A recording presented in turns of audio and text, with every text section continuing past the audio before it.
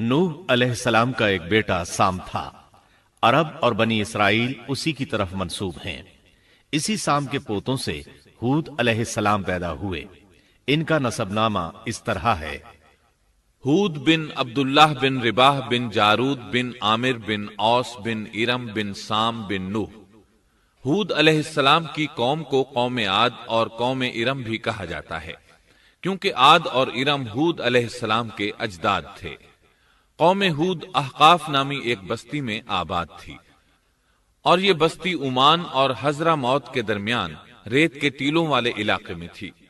عربی میں احقاف ریت کے ٹیلوں کو کہتے ہیں۔ یہ علاقہ سمندر کے کنارے واقع تھا اور شہر کے نام سے پکارا جاتا تھا۔ قرآن مجید میں سورۃ الاحقاف آیت 21 میں اللہ تعالیٰ نے انہیں ان کی بستی کی طرف منسوب کرتے ہوئے مخاطب کیا ہے۔ وَاذْكُرْ أَخَا عَادٍ إِذْ أَنذَرَ قَوْمَهُ بِالْأَحْقَافِ، اور عاد کے بھائی کو یاد کرو جبکہ اس نے اپنی قوم کو احقاف میں ڈرایا۔ قوم عاد کے لوگ اپنی رہائش کے لیے خیمے پسند کرتے تھے۔ ان کے خیمے بہت مضبوط اور پختہ ہوتے تھے۔ یہ لوگ ان کو بڑی مہارت سے بناتے تھے، پھر ان پر فخر کرتے تھے۔ اللہ تعالیٰ سورۃ الفجر آیات 6 تا 8 میں فرماتے ہیں: أَلَمْ تَرَ كَيْفَ فَعَلَ رَبُّكَ بِعَادٍ إِرَمَ ذَاتِ الْعِمَادِ الَّتِي لَمْ يُخْلَقْ مِثْلُهَا فِي الْبِلَادِ۔ کیا آپ نے نہیں دیکھا کہ آپ کے رب نے عاد کے ساتھ کیا کیا، جو نسل ارم سے تھے، ستونوں والے تھے، جن کے مانند کوئی قوم دنیا کے ممالک میں پیدا نہیں کی گئی۔ اللہ تعالیٰ نے ان کی کاریگری اور فن کی ایک مثال دی ہے کہ وہ ایسے خیموں میں آباد تھے جن کے ستون بہت مضبوط تھے، طاقتور تھے۔ ان لوگوں نے شہروں اور بستیوں کو ایسی کاریگری سے بنایا کہ ان کے متعلق عجیب و غریب روایات مشہور ہو گئیں۔ یہ نرم زمین میں خیمے بناتے تھے، اس کے ساتھ پہاڑوں میں محل بھی بناتے تھے۔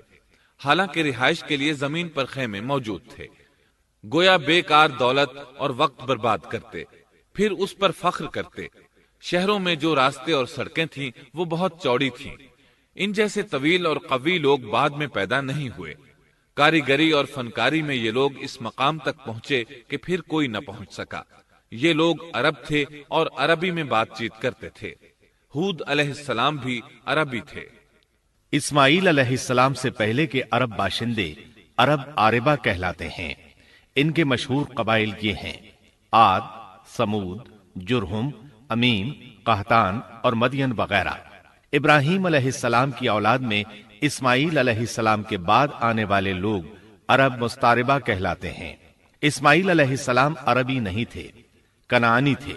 جب ابراہیم علیہ السلام اسماعیل علیہ السلام کو مکہ معظمہ میں چھوڑ آئے اور اسماعیل علیہ السلام نے عربوں سے میل جول قائم کیا تو ان سے عربی سیکھ لی اور اس میں بہت مہارت پیدا کر لی، یہاں تک کہ آپ کو عرب کا فصیح کہا جانے لگا۔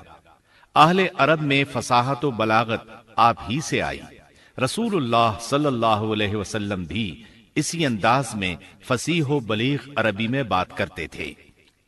طوفان نوح کے بعد جب دوبارہ لوگوں کو پیدا کیا گیا تو وہ ایک مرتبہ پھر ان بستیوں میں رہنے کے لیے چلے گئے جہاں نوح علیہ السلام رہا کرتے تھے۔ نوح علیہ السلام شام کے شمال اور ترکی کے جنوبی علاقوں میں رہا کرتے تھے۔ لوگ یہاں آباد ہو گئے، پھر یہاں سے کچھ لوگ فلسطین اور شام کی طرف ہجرت کر گئے اور کچھ لوگ جزیرے کی طرف ہجرت کر گئے، اور قوم عاد جزیرے کے جنوب میں آ کر آباد ہو گئی۔ اس وقت تمام لوگ توحید پر تھے۔ طوفان کے ساتھ جب زمین پامال ہو گئی تو اس پر سوائے نوح علیہ السلام کی اولاد کے اور کوئی زندہ نہ رہا۔ یہ لوگ توحید پرست تھے، لیکن وقت کے ساتھ ساتھ قوم عاد آباد ہوئی اور شیطان نے ان کے دلوں میں وسوسہ ڈالا۔ اس طرح وہ شیطان کی عبادت کرنے لگے۔ چنانچہ قوم نوح کے بعد سب سے پہلے جس قوم نے بت پرستی اختیار کی وہ قوم عاد تھی۔ اس قوم کو اللہ تعالیٰ نے بہت ڈیل ڈال دیا تھا، وہ بہت طاقتور قوم تھی۔ مفسرین بیان کرتے ہیں کہ ان کے جسم بہت مضبوط اور ٹھوس تھے، قد بہت لمبے تھے، آدم علیہ السلام کا قد 60 ہاتھ تھا، اس قوم کا قد بھی قریباً اتنا ہی تھا۔ اس طرف سورۃ الاعراف آیت 69 میں اشارہ موجود ہے۔ اللہ تعالیٰ فرماتے ہیں وَاذْكُرُوا إِذْ جَعَلَكُمْ خُلَفَاءَ مِن بَعْدِ قَوْمِ نُوحٍ وَزَادَكُمْ فِي الْخَلْقِ بَسْطَةً فَاذْكُرُوا آلَاءَ اللَّهِ لَعَلَّكُمْ تُفْلِحُونَ۔ اور تم وہ حالت یاد کرو جب اللہ نے تمہیں قوم نوح کے بعد جانشین بنایا اور ڈیل ڈول میں تمہیں زیادہ پھیلاؤ دیا، سو تم اللہ کی نعمتوں کو زیادہ یاد کرو تاکہ تم فلاح پا جاؤ۔ ہود علیہ السلام کی زبانی اللہ تعالیٰ ان کی فنکاری کو بیان کرتے ہوئے فرماتے ہیں کہ ہود علیہ السلام نے ان سے کہا، کیا تم ایک ایک ٹیلے پر بطور کھیل نشان لگا رہے ہو؟ مطلب یہ کہ یہ لوگ پہاڑوں کی چوٹیوں پر محل تعمیر کرتے تھے۔ جب ان سے کہا جاتا کہ تم رہتے تو زمین پر ہو اور گھر پہاڑوں پر بناتے ہو، اس کی کیا وجہ ہے؟ اور تم اتنے مضبوط محل تعمیر کر رہے ہو، گویا ہمیشہ یہیں رہو گے۔ وہ لوگ دراصل ٹیلوں، گھاٹیوں، دروں اور پہاڑوں پر عمارات تعمیر کرتے تھے، اور ان کا مقصد ان میں رہنا نہیں تھا، بلکہ صرف کھیل کود کے لیے ایسا کرتے تھے۔ ہود علیہ السلام نے انہیں جھنجھوڑا کہ تم ایسا کام کیوں کرتے ہو جس کا کوئی مقصد نہیں، جس کام کے فضول ہونے میں کوئی شک نہیں۔ ہود علیہ السلام انہیں واعظ کرتے تھے، اے میری قوم، اللہ نے تمہیں بڑی قوت سے نوازا ہے۔ تمہاری طاقت کا عالم یہ ہے کہ جب تم کسی پر ہاتھ ڈالتے ہو تو ظلم کرتے ہو، کوئی شخص تمہارے سامنے آنا گوارا نہیں کرتا، لہذا اللہ سے ڈرو اور میری پیروی کرو۔ اس سے ڈرو جس نے ان چیزوں سے تمہاری مدد کی۔ اللہ تعالیٰ نے اپنی ہر طرح کی نعمت، مال، اسباب، اولاد، باغات، شہر، قوت، جسامت اور صنعت کاری سے تمہیں نوازا ہے، لہٰذا تم اللہ سے ڈرو اور میری اطاعت کرو۔ لیکن ان کی قوم نے کوئی اثر نہ لیا، نہ ان پر ایمان لائی، الٹا لگی تکبر کرنے، اللہ کی حمد کی بجائے اس کی ناشکری کرنے لگی۔ اور تکبر کے بارے میں بات یہ ہے کہ جب سے ابلیس نے اس کو اختیار کیا، یہ اس وقت سے آزمائش بن چکا ہے۔ اللہ تعالیٰ سورہ حامیم السجدہ آیت 15 میں فرماتے ہیں، فَأَمَّا عَادٌ فَاسْتَكْبَرُوا فِي الْأَرْضِ بِغَيْرِ الْحَقِّ وَقَالُوا مَنْ أَشَدُّ مِنَّا قُوَّةً أَوَلَمْ يَرَوْا أَنَّ اللَّهَ الَّذِي خَلَقَهُمْ هُوَ أَشَدُّ مِنْهُمْ قُوَّةً۔ پس قوم عاد نے تو بے وجہ زمین میں سرکشی شروع کر دی اور کہنے لگے کہ ہم سے زوراور کون ہے؟ کیا انہیں یہ نظر نہ آیا کہ جس اللہ نے انہیں پیدا کیا ہے وہ ان سے بہت ہی زیادہ زوراور ہے؟ جب یہ لوگ اپنی سرکشی اور کفر میں حد سے بڑھ گئے، تب اللہ تعالیٰ نے ہود علیہ السلام کو ان کی طرف بھیجا۔ انہوں نے انہیں اللہ کی طرف بلایا اور کہا، اے میری قوم، اللہ کی عبادت کرو، اس کے سوا تمہارا کوئی معبود نہیں۔ کیا تم ڈرتے نہیں؟ قوم کے کافر سردار کہنے لگے، ہم تو دیکھتے ہیں کہ تو نری بے وقوفی میں ہے، ہمارے خیال میں تو جھوٹا ہے۔ اس پر ہود علیہ السلام نے فرمایا، میری قوم، میں بے وقوف نہیں، میں تو تمام جہانوں کے پروردگار کی طرف سے بھیجا گیا ہوں، تمہیں اپنے رب کے پیغامات پہنچا رہا ہوں، اور ہوں بھی تمہارا دلی خیر خواہ اور امانت دار۔ کیا تم اس بات سے تعجب کرتے ہو کہ تم میں سے ایک شخص کی معرفت، اللہ کا ذکر تم تک پہنچا کہ وہ تمہیں خبردار کر دے؟ تم اللہ کی اس نعمت کو یاد کرو کہ اس نے تمہیں قوم نوح کے بعد خلیفہ بنایا اور ڈیل ڈول میں تمہیں زیادہ پھیلاؤ دیا۔ تم اللہ کے احسانات کو یاد کرو تاکہ فلاح اور نجات پا جاؤ۔ ہود علیہ السلام نے اللہ کی عظیم نعمتوں کے ساتھ انہیں نصیحت کی، لیکن وہ بدبخت کفر ہی کرتے رہے۔ آخر انہیں جھنجھوڑنے کے لیے انہوں نے فرمایا، اے میری قوم، اللہ ہی کی عبادت کرو، اس کے سوا تمہارا کوئی معبود نہیں۔ تم تو صرف بہتان بازی کر رہے ہو، یعنی جن بتوں کی تم پوجا کر رہے ہو ان کی پوجا تم نے خود گھڑی ہے۔ اللہ تعالیٰ نے تو اس کے متعلق کوئی دلیل نازل نہیں فرمائی۔ میری قوم کے لوگوں، میں تم سے اس دعوت و تبلیغ کی کوئی اجرت نہیں مانگتا، میرا اجر اس کے ذمے ہے جس نے مجھے پیدا کیا ہے، تو کیا تم پھر بھی عقل سے کام نہیں لیتے؟ اے میری قوم کے لوگوں، اپنے رب سے گزشتہ گناہوں کی معافی طلب کرو، آئندہ گناہوں سے توبہ کرو، تاکہ وہ برسنے والے بادل تم پر بھیج دے اور تمہیں طاقت میں اور بڑھا دے، تاکہ تم گناہگار ہونے کے باوجود روگردانی نہ کرو۔ ہود علیہ السلام مسلسل انہیں دعوت دیتے رہے، لیکن وہ ظالم قوم نوح کی طرح ان کا مذاق اڑانے لگی اور کہنے لگی، ہمارے خیال میں تو بے وقوف ہے اور شاید تو ہمارے کسی معبود کے بڑے جھپٹے میں آ گیا ہے، تو ہمارے بتوں کو برا کہتا ہے، اس لیے ان میں سے کسی کی مار تم پر پڑی ہے، اسی لیے تو ذہنی مریض بن گیا ہے۔ وہ ظالم لوگ چونکہ آخرت پر ایمان نہیں رکھتے تھے اور دنیا میں خوشحالی کی زندگی بسر کر رہے تھے اور تھے بھی اپنی قوم کے سردار، اس لیے اپنے ماتحتوں سے کہنے لگے، یہ تو تم جیسا ہی انسان ہے، وہی کچھ کھاتا ہے جو تم کھاتے ہو اور پیتا بھی وہی کچھ ہے جو تم پیتے ہو۔ اب اگر تم نے اپنے جیسے انسان کی اطاعت قبول کر لی تو سخت خسارے میں رہو گے۔ کیا یہ تمہیں اس بات سے دھمکاتا ہے کہ جب تم مر کر خاک اور ہڈیاں بن جاؤ گے تو پھر زندہ کیے جاؤ گے؟ ہرگز نہیں، یہ بات امکان سے باہر ہے جس کا وعدہ تم سے کیا جاتا ہے۔ یہ زندگی تو صرف دنیا کی ہے، ہم مرتے جیتے رہتے ہیں، ہم پھر نہیں اٹھائے جائیں گے۔ یہ تو وہ شخص ہے جس نے اللہ پر جھوٹ باندھا ہے، ہم اس پر یقین کرنے والے نہیں۔ ہود علیہ السلام انہیں دعوت دیتے رہے، یہاں تک کہ ان کی قوم نے واضح طور پر کہہ دیا کہ آپ ہمیں واز سنائیں یا نہ سنائیں، ہم تو اپنی روش نہیں چھوڑیں گے، یہ تو پرانے لوگوں کا دین ہے۔ اس طرح قوم انہیں مسلسل جھٹلاتی ہی رہی۔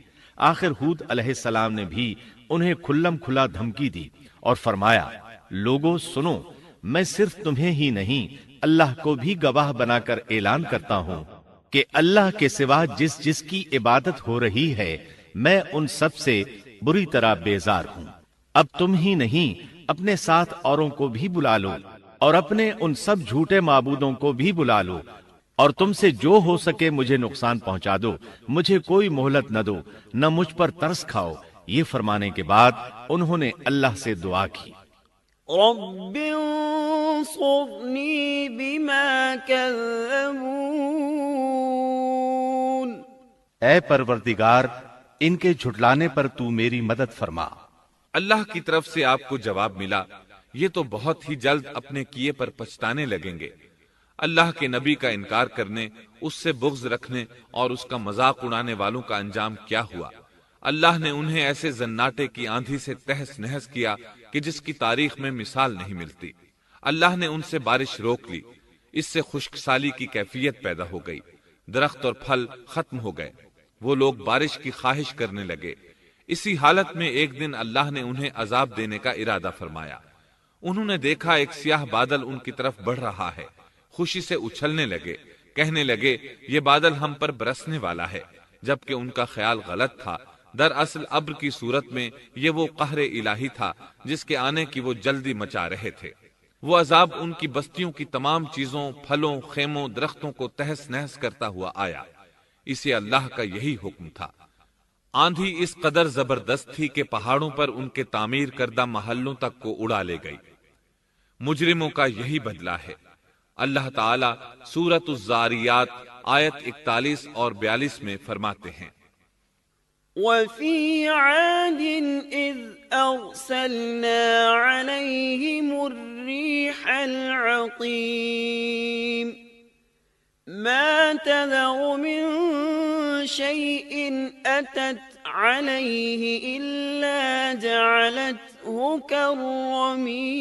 كَالرَّمِيمِ۔ اسی طرح عادیوں میں بھی ہماری طرف سے تنبیہ ہے، جبکہ ہم نے ان پر خیر و برکت سے خالی آندھی بھیجی، وہ جس چیز پر گرتی تھی اسے بوسیدہ ہڈی کی طرح چورا چورا کر دیتی تھی۔ اس آندھی نے ہر چیز کو فنا کر کے رکھ دیا۔ اللہ تعالیٰ ان کی تباہی ایک جگہ ان الفاظ میں بیان کرتے ہیں، قوم عاد نے بھی جھٹلایا، پس کیسا ہوا میرا عذاب اور میری ڈرانے والی باتیں۔ ہم نے ان پر تیز و تند مسلسل چلنے والی ہوا ایک لگاتار منحوس دن میں بھیج دی، جو لوگوں کو اٹھا اٹھا کر دے پٹکتی تھی۔ गोया कि वो जड़ से कटे हुए खजूर के तने हैं। बस कैसी रही मेरी सजा और मेरा डराना। यकीनन हमने कुरान को नसीहत के लिए आसान कर दिया है। बस क्या है कोई नसीहत पकड़ने वाला? एक तीसरे मकाम पर अल्लाह ने उनकी जिल्लत और रुसवाई का जिक्र यूं किया है, कौम आद बेहद तुंद और तेज हवा से गारत कर दी गई। वो हवा उन पर बराबर लगातार 7 रात और 8 दिन तक अल्लाह के हुक्म से चलती रही। आप वहां होते तो देखते कि वहां लोग यूं चारों शानों चित गिरे पड़े हैं जैसे वो खजूरों के खोखले तने हों। क्या उनमें से कोई भी आपको बाकी नजर आ रहा है? हूद अलैहिस्सलाम को अल्लाह ताला ने अपनी रहमत से नजात दी। बाकी तमाम जगहों पर तबाही थी, लेकिन जिस जगह हूद अलैहिस्सलाम और उनके साथी थे उस तरफ ये हवा फटकी भी नहीं। कहा जाता है कि एक बाढ़ थी जिसमें हूद अलैहिस्सलाम, हैवानात, चौपाए और उन पर ईमान लाने वाले थे, और आंधी ने हर चीज को फना कर डाला। अल्लाह ताला सूरह आराफ आयत 72 में फरमाते हैं, فأنجيناه والذين معه برحمة منا وقطعنا دابر الذين كذبوا بآياتنا وما كانوا مؤمنين۔ गरज हमने उन्हें और उनके साथियों को अपनी रहमत से बचा लिया और उन लोगों की जड़ काट दी जिन्होंने हमारी आयतों को झुटलाया था और वो ईमान लाने वाले न थे। इसी तरह सूरह हूद में अल्लाह फरमाते हैं, जब हमारा हुक्म आ पहुंचा तो हमने हूद को और उनके साथियों को अपनी खास रहमत से नजात दी। हमने उन सब को सख्त अजाब से साफ बचा लिया। ये थे कौम आद के लोग जिन्होंने अपने रब की आयतों का इनकार किया और उसके रसूलों की नाफरमानी की और हर एक सरकश नाफरमान के हुक्म को माना। दुनिया में भी उन पर लानत लगा दी गई और क़यामत के दिन भी। देख लो, कौम आद ने अपने रब से कुफ्र किया